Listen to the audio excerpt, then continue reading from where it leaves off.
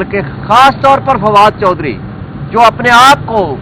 عمران خان کا نام استعمال کر کے یہ کہتا پھر رہا ہے کہ میں بڑا ان کے ساتھ ہمدرد ہوں یا پی ٹی آئی کے ساتھ ہوں، ان کا ہم سے کوئی تعلق نہیں ہے. جو بھگوڑے اس وقت چھوڑ گئے تھے ان کا پی ٹی آئی سے کوئی تعلق واسطہ نہیں ہے، اور وہ اس وقت جس طرح کی باتیں خان صاحب کا نام یوز کر کے مس یوز کر رہے ہیں ان کے نام کو، ان سے لا تعلقی کرنے کا خان صاحب نے حکم دیا. آج کے حوالے سے جو خان صاحب کے ساتھ گفتگو ہوئی ہے، میں کوشش کروں گا مختصر الفاظ میں خان صاحب کا پیغام آپ تک پہنچاؤں. ایک بات، جو آج توشہ خانہ والا کیس تھا اس کی نیکسٹ ڈیٹ 26 تاریخ مقرر ہوئی ہے. اس حوالے سے جو خان صاحب نے جج کو بھی کہا ہے کہ جی قانون یہ ہے اور سپریم کورٹ کا فیصلہ ہے کہ آپ روٹین میں وہ کیسز چلائیں گے، جو پہلے کیس ٹیک اپ ہوا ہوگا وہ پہلے چلائیں گے، جو بعد والا کیس ہے وہ بعد میں چلائیں گے. اور آپ کو پتہ ہے کہ یوسف رضا گیلانی، نواز شریف اور آصف علی زرداری کے خلاف ریفرنسز فائل ہوئے تھے، جو قانون کی تبدیلی کے بعد اب آٹومیٹیکلی یہاں ایف آئی اے کے کورٹ میں چلنے چاہیے. تو جج صاحب سے سوال کیا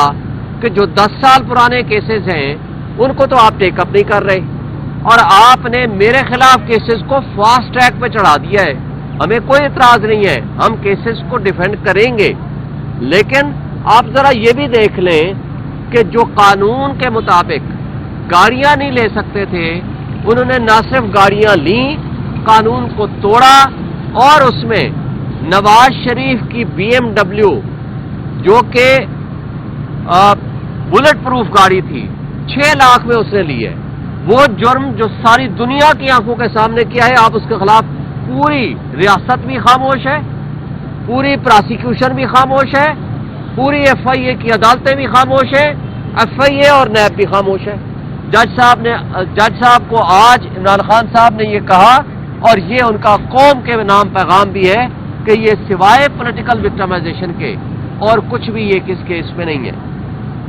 اس کے آگے جاتے ہیں القادر ٹرسٹ، اس کے بارے میں تفصیل سے بعد میں بات کریں گے پرسوں کو انشاءاللہ. لیکن جس کیس میں کوئی نقصان نہیں ہے، جس کیس میں سوائے اس بات کے کہ پاکستان کو 190 ملین پاؤنڈ ملے، پاکستان کی تاریخ میں پہلی مرتبہ باہر سے پیسہ آیا، اس میں تو آپ نے ایک چیریٹیبل ایشو کو تو آپ نے ان کو ملزم بنا دیا. جبکہ آپ کو یاد ہے کہ زرداری صاحب کا بلاول ہاؤس لاہور میں 5 ارب روپے کا آج سے 13 سال پہلے بنا، اور اس کے بدلے میں زرداری کی سندھ گورنمنٹ نے وہاں ملک ریاض کو کراچی میں زمینیں دی، جس کو سپریم کورٹ نے نوٹس لیا. آج تک کوئی کیس نہیں ہے، اس وقت بھی کوئی کیس نہیں ہے. پھر یہ جو این سی اے کے ساتھ معاہدہ ہے، حسن نواز نے ملک ریاض کو 9 ارب روپے کی پراپرٹی لندن میں 18 ارب روپے میں بیچی. یہ ہے اصل ایشو، یعنی وہ 9 ارب کی رشوت لی، جس کو این سی اے نے کہا کہ یہ سسپیشس ٹرانزیکشن ہے. اب اس 18 ارب میں سے اس کے اوپر تو آپ نے کوئی ایکشن نہیں لیا آج تک، نہ کوئی مقدمہ بنا، نہ اس کے اوپر ایکشن ہوا، نہ نیب بھی خاموش، ایف آئی اے بھی خاموش، ہمارے ریاستی ادارے بھی خاموش. اس کے ساتھ گندم سکینڈل ابھی آپ کے سامنے $1 بلین کی وہ فراڈ ہوا، اس کے بارے میں کوئی رپورٹ آج تک سامنے نہیں آئی. لیکن جب ریاستی ادارے، جب ریاست ہی اس طرح کی حرکتوں میں ملوث ہو جائے کہ وہ اپنی ایک ریٹ قائم کرنے کے لیے اور جو آنےسٹ لوگ ہیں ان کے خلاف ایکشن لینے کے لیے اس طرح کی حرکتیں کرے گی، تو لوگوں کا مسٹرسٹ ہوگا. اس ذریعے سے پھر انویسٹمنٹ نہیں آتی. اور اس سے آگے جو خان صاحب نے خود کہا کہ آج 2 بڑے معزز جج صاحبان، آپ کو پتا ہے کہ راولپنڈی کا جج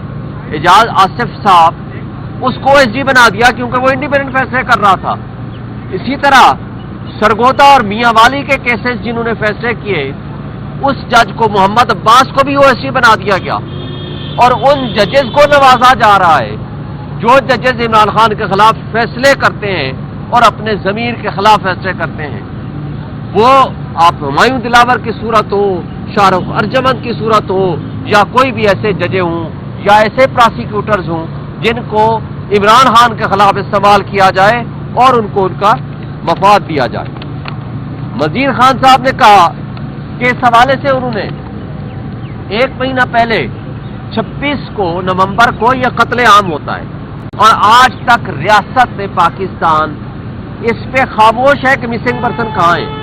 उन्होंने कहा है जो मिसिंग पर्सन आप कह रहे हो ना डिटेक्ट हो गए, उनकी तस्वीरें जारी करो ताकि यकीन हो उनके घर वालों को और हमें भी हो, और जो मिसिंग पर्सन है उनको प्रोड्यूस करो, और जो शुहदा है उनके खिलाफ एक्शन ले,